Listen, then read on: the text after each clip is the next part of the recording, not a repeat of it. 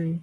So, equations and inequalities is this activity. So we've done some of this before.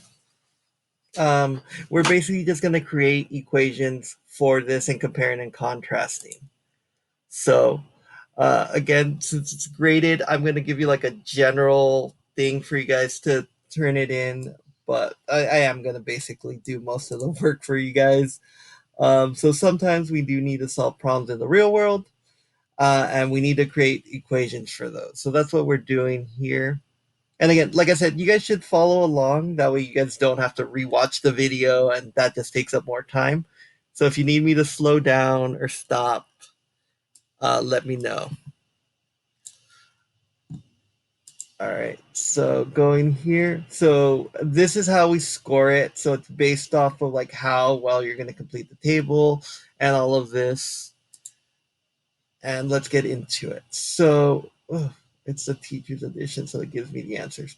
All right, so when we're doing this, we want to figure out the rate at which people work. So rate at work is kind of like the task itself divided by time. So it's going to be work over time. So that's always rate. Rate is always being divided by something. And this is going to be our time. So if we multiply that together, it should tell us the entire part of the amount of work that they did. So multiplying it together should give us that answer. So what's happening here is her part is the whole, this x. X is the whole, the time work divided by 4.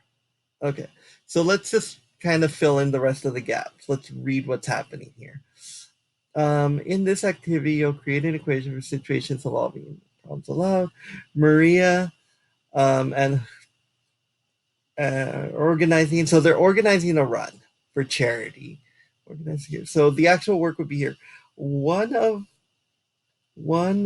of Maria and Joseph's early tasks was painting and laminating signs for local business. Working alone, Maria can print 4 signs every hour. So that's where this part comes in. Uh, she does the signs in 4 hours. However, Josephine is better at it and she can do it in 2 hours. So her part is just going to be this. And then what you can do is use the equation editor here. So if it's 2 hours, if her was in 4 hours, then this one should be x over 2. She's doing more work, right? So it's going to be x over 2. And if each work stays the same time, how long will it take for them to finish it together? So it should be faster than 2 hours because even though she's slower, it should still be faster because she's doing some of the work. Start by filling in the table with the missing information. Note that the rate of work is a unit that describes the amount of the job completed in 1 hour. So in this case, this will take her 4 hours, right?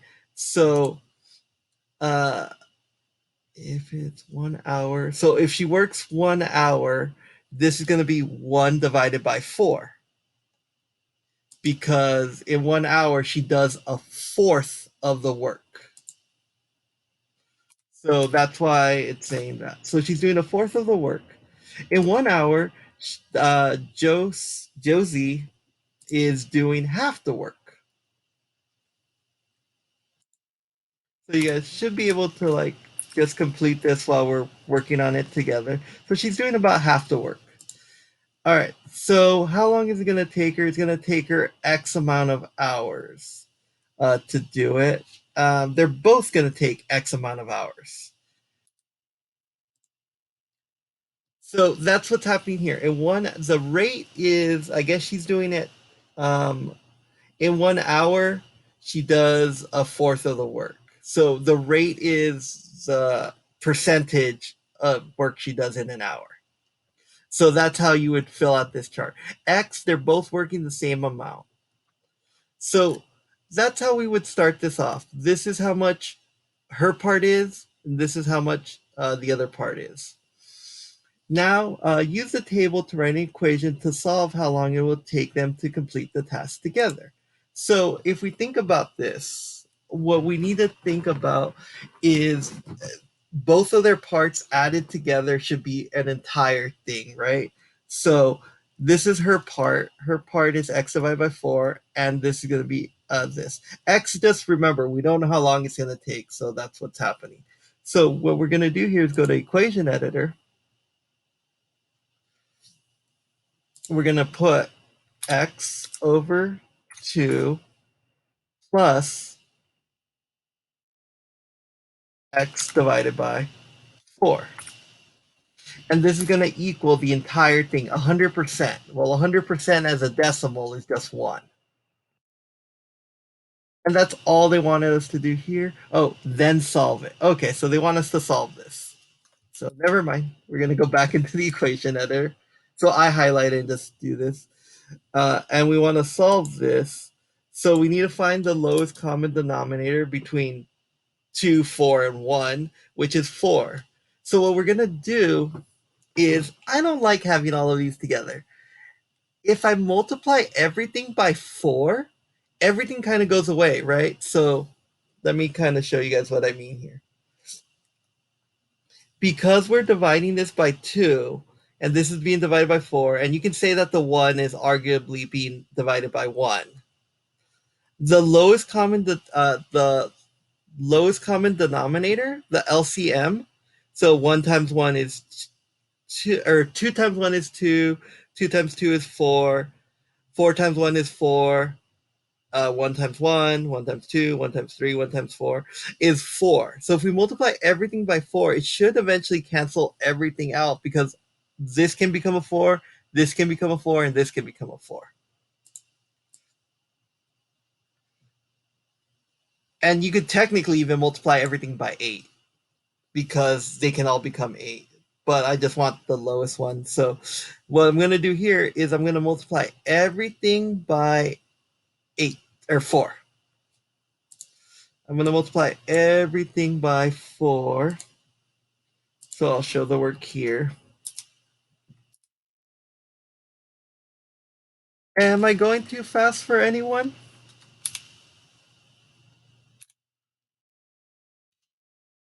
Yeah, Brianna, I'm sorry. I know I said 8 by accident. So I'm going to multiply everything by 4. So this becomes 4x over 2 plus, I'm just showing the work the long way. You guys can skip this step if you want. Oops, where's the division sign? 4x over 4 plus, or sorry, equals 4 over 1. I just distributed everything here. So this became 4x, this became 4x. So this is going to end up equaling, after we divide it out, we get 2x plus x equals 4. Well, this means that we have x, 3x's equals 4, which this means that x is equal to 4 over 3. Now, the reason why we know this is it's an okay answer is it took Josie 2 hours. Well, if we take 4 divided by 3, 1.333 is less than 2 hours. So that means even though Maria's slow, it is helping her speed up. She is being able to go through this okay. All right, so going on to the next one. So now, figuring the dimensions of the runners to accommodate the number of projected runners, they determined they need a minimum of 2,904 d square feet squared. So if we need that feet squared and a temporary fence barriers of this, so they only have this much fence. In. They're leaving one end open of rectangle to corral everyone in. So we know we have a length here, a length here. These two lengths should be the same, so I'm going to call that x. Call this x. And this is going to be our y. So these are just random variables I'm assigning to it. And we only have so much fence to do it. So the fence amount is this 364 feet. So if I were to write this down, I'm going to write this down with two equations, basically. And it needs to be they determine they need a minimum area. So in order to find the area of a rectangle is length times width. In this case, well, you know what? I'm going to switch these X's to W's and L's. That way you guys don't go like, why is it always X and Y? So our length is this is a length, and this is a width, how wide it is. All right, so when we do this, we need to find the minimum area. So we're going to do length times width, so LW has to be, you know what, I'm going to use the equation editor.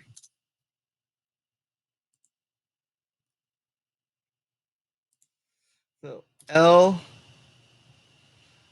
times W has to be at least, so we want it greater than or equal to 29040. And the other equation is we only have so much fence to fulfill that. We don't need a second width. So what's going to happen here is we're going to need two lengths, 2 times L, plus a W. And that, whatever this is, it has to be less than or equal to, because we can't use fencing we don't have. Like, that's impossible. 1364. So we get this. So these are the equations that we have set. Hopefully you guys can see that. I know it's really tiny. Uh,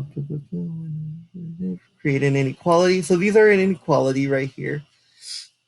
And you can see that they did it a little bit differently than I did. Oh, are they actually substituting for it? Create an inequality of relationship.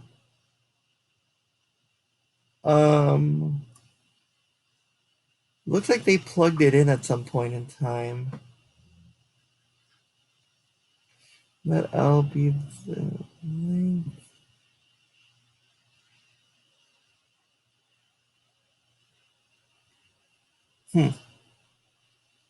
All right. Well, would that many feet be enough? Okay, so we need to do this in length, and we need to. I was gonna do this later, but apparently they want us to do it now. So I'll just do. I thought Edmentum. I don't know why I thought this. I thought Edmentum would like walk us through it every question by question, but it's not. So what we're gonna do is we want to substitute for L. I don't want to do division for the substitution, so I'm going to use this formula here. And you know what? We're gonna assume that it's equal to, because that's how much fencing we have. So I'm going to just say that this is equal to that. And we're going to say that L, uh, well, we're going to solve for W, sorry, because we want it in terms of L. We want to say that W equals 1364 minus 2L. All right. So now, because of that, we're going to combine this idea together to be L parentheses 136.4 minus 2L. And now we only have one variable. Before, like, we had to care what the width was. This one we're like, we're not gonna care. the width is just going to be in relationship to L based off how much fencing we have left. And then this is going to be less than or equal to 29040. So we have that is the length. So if we fill this part out with a certain length, is that going to be enough? So what we're going to have to do here is we're going to have to use this formula.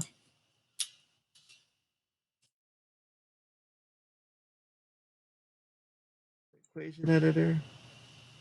I'm going to remove all the fluff. So all of this right here, this is just fluff. Gosh.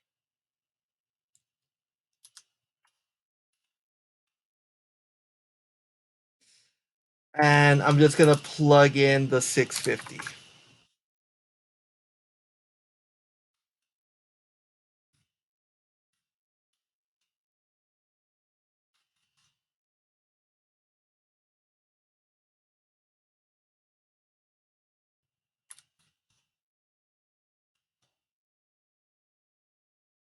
Okay.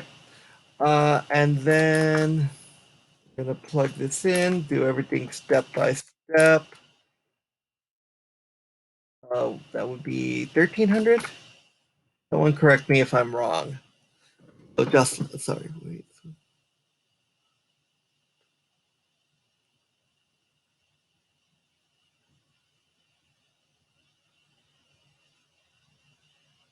Um. So give me a second, Jocelyn. Would you mind like asking that question out loud? Because the last one I got. Give me a second. 4/3, not 3/4. It's 4/3 of an hour, which means it's an hour and 0.33. Does that make sense?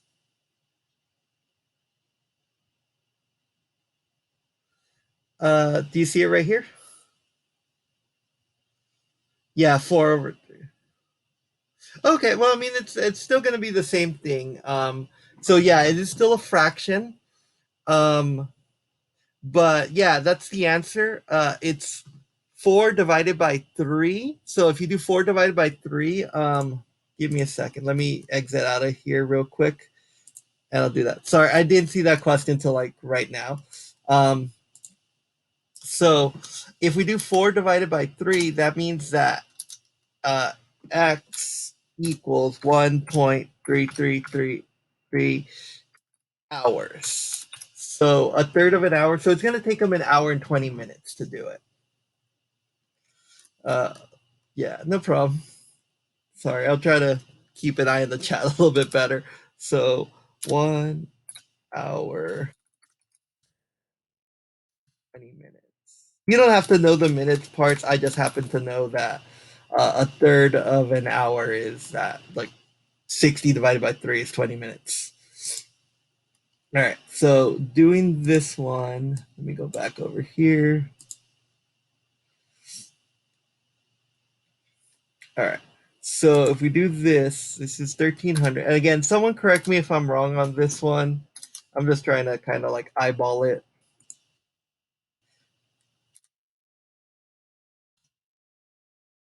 All right, and this would be 650, and that's going to be 64.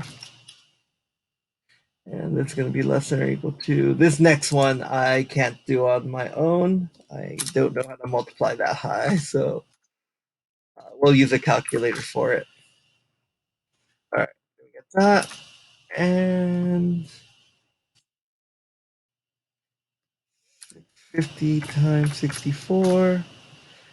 We get 41,600. And me being lazy, Control C, Control V. And this is way more. So that means that the length is too long. So what we would do here is we put that in and we'd be like, Um, no more than a minimum of that many square feet would work. How would it work?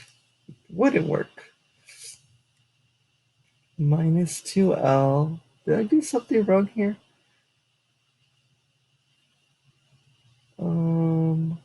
2L, 64 feet. Where did they get 64 feet from? Yeah, the 64 feet, square footage. Oh, because what we want is bigger. Hold on. It's a minimum. Oh my gosh. That was my bad, people. It's a minimum, meaning that we want it greater than or equal to this. So that was my bad. It's a minimum amount. So if the minimum's that, we want it to be greater than or equal to that. So it is more than enough. We have enough room for it and everything. So yeah, it would work. I just totally copied the wrong sign, or I didn't copy it. I didn't think. So we want the area inside to be bigger than that. So this works just fine. If you've been copying me, you're gonna have to go back and fix all of your greater than and equal to signs here. Again, let me know if I'm going too fast.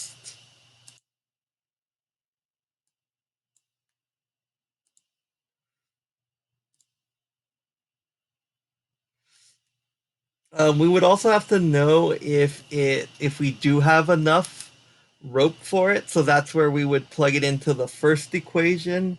This 2 650 um, plus our W was 1364.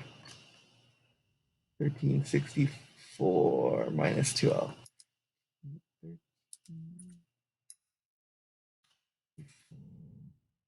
Minus 2.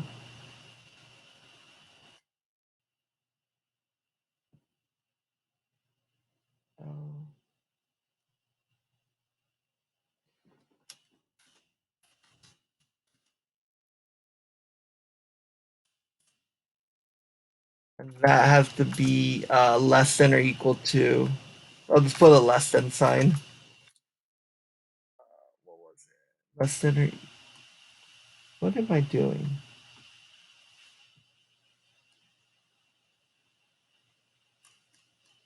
W is equal to that. 1364. So let's see if this works. So that's 1300 uh, plus 64. So it would actually be right on the money. So it works perfectly. The amount that they picked works great. I think they might have mentioned it here, but anyway, so it works perfectly. Like that's the exact amount, and it's way more than enough room in the area. All right, so let's get on to this next one. So registration period of a race. And as the word is getting out, the number of participants. Oh, okay. So use the data in the table to form an exponential growth. So this growth is always our A is always our beginning. Our R is our rate of change, percentage of change, actually. It's going to be a rate because what happens is you're always multiplying it by a certain percentage over and over and over again. So, what we need to do to find R is we need to find the first day divided by the initial. That's going to give us our R. So, it's always going to be new divided by old.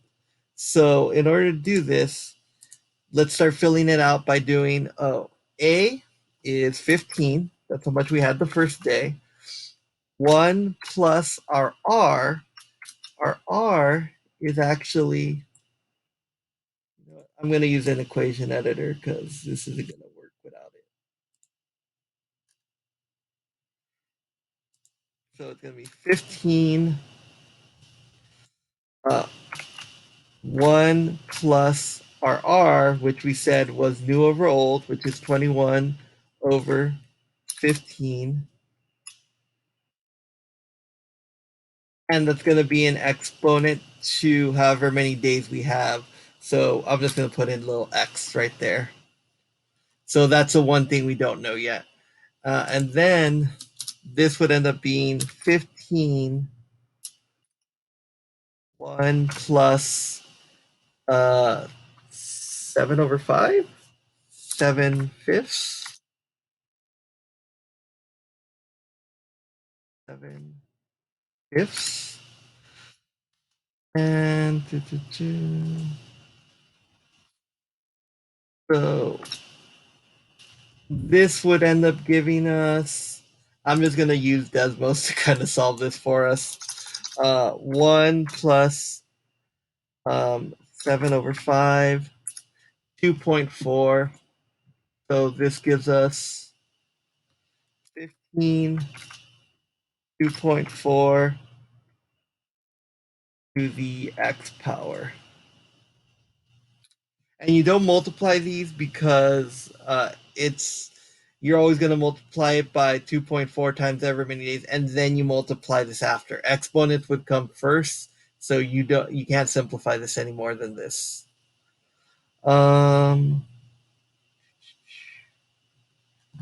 What happened here though? This should, why is it 1.4? Desmos, did you lie to me? I think Desmos lied to me, guys.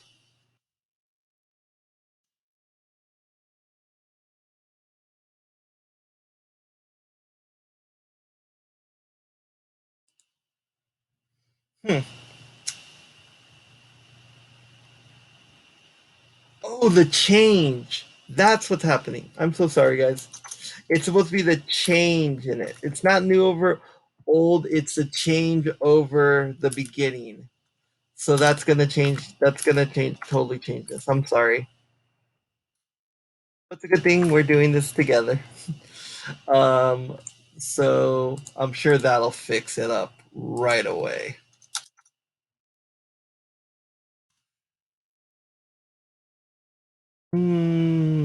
Better, but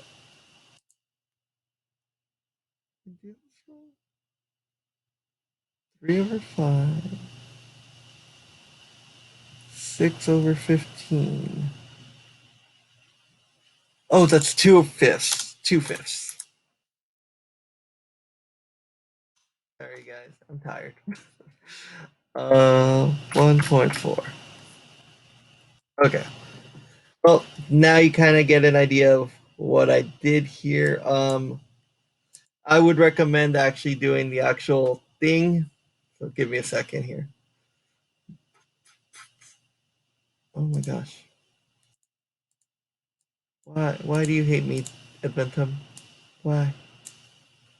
What have I done to you? Besides constantly make fun of you and stuff, but I don't deserve this.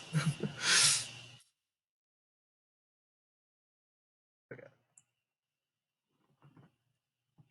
Okay, so that's the change. It went up by 6 over the initial amount, and that's how we get our R.